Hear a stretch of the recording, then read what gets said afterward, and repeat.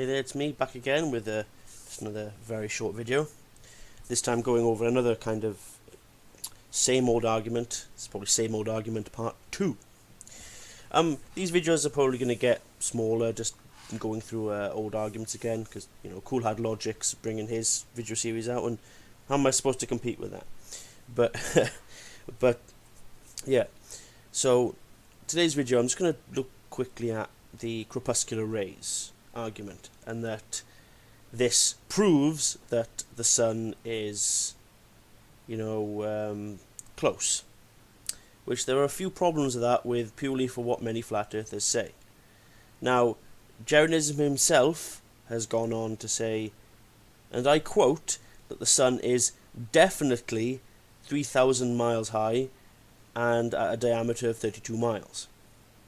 Now, he'll probably jump onto this video and tell me I'm a liar, because unfortunately I can't find that little gem of proof, but he has gone on to say that, and probably Strike will probably know that he has. But there's a couple of problems with that. Now, Deep Inside the Rabbit Hole also says that it's small and local. Well, it can't be both. It can't be small and local and at a diameter of 32 miles and 3,000 miles high. Pick which one. Really, pick which one you want. Because they use pictures like this that, all claim that this is the sun, right above the... But as from this little image that they seemingly keep on using, this shows that the sun is just directly above the clouds. That's not 3,000 miles high, is it? And, they love that term perspective, but in this sense, they ignore perspective. See, look at this little picture here. It says that sun rays emit from a point just above the clouds. Location of the light source, the sun. So it's just above the clouds then, is it? So it's not 3,000 miles high, as Jeranism would love to state. So it's small and local then. But I thought to their flat earth trigonometry that it definitely was 3,000 miles high. Which in this case, all of this is completely pointless. Oh, so look at this then. This means that the sun is pretty much at ground level, just below the trees. Just behind the trees there. And, the entire forest and all these ducks will burn in hell.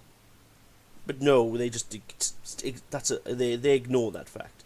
Like this little experiment, which is many flat earthers have done many times. It goes, the sun is close. Well, yes, this would indicate that it's right above the clouds, which it's not. And look at this here, see, for example. So here are the clouds at 1.2 miles high, which, that's probably not to scale. Let's put it that way.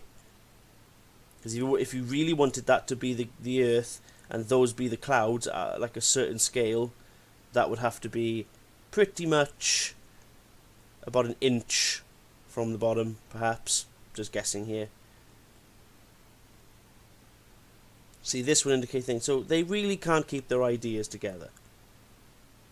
This is the major problem. All flat earthers seemingly have different ideas of what they think is going on, and they each think that their own idea is the truth. And they really can't seem to figure out what they want this flat earth to do. Because pretty much everything that flat earthers have brought to the table to prove the earth has been debunked already. It's been challenged, it's been explained. It's gone through, all the kind of thinking you can imagine, and it's been wiped clean off the table by people who talk absolute sense. But yet, they seemingly seem to think that it hasn't, and they just ignore the kind of answers that people give them.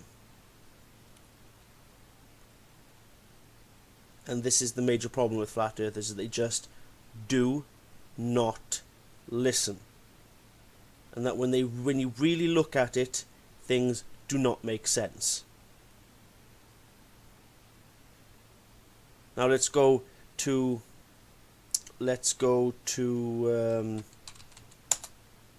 do something on...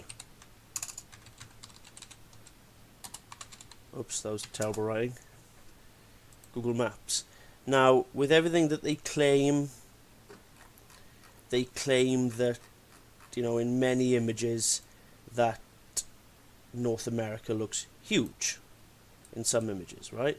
Well, just looking at this one, okay, let's just bring this here, right?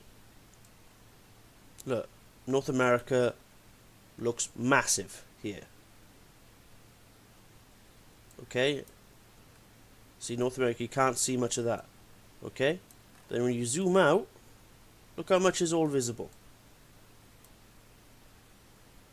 So you mean to tell me that NASA somehow had satellites at different times that just managed to take pictures of the Earth that were exactly the same size as many flat earthers would claim? No, they were at completely different distances, but they resized the image to look the same. Not to fool us, just to basically make, you know, a series of images, you know, look better. See? You know? Huge. I know you can't see that much of it down here, but much of it will be obscured anyway. See, look. Looks massive. Looks tiny. And there we are. It's as simple as that, to be quite honest with you. This has probably been covered a million times and probably done far better than me. But this is just, you know, making across a point. Okay, thank you very much. I hope to have probably a few more small videos of certain other aspects soon, but we'll see how that goes over time. Thank you very much, and goodbye.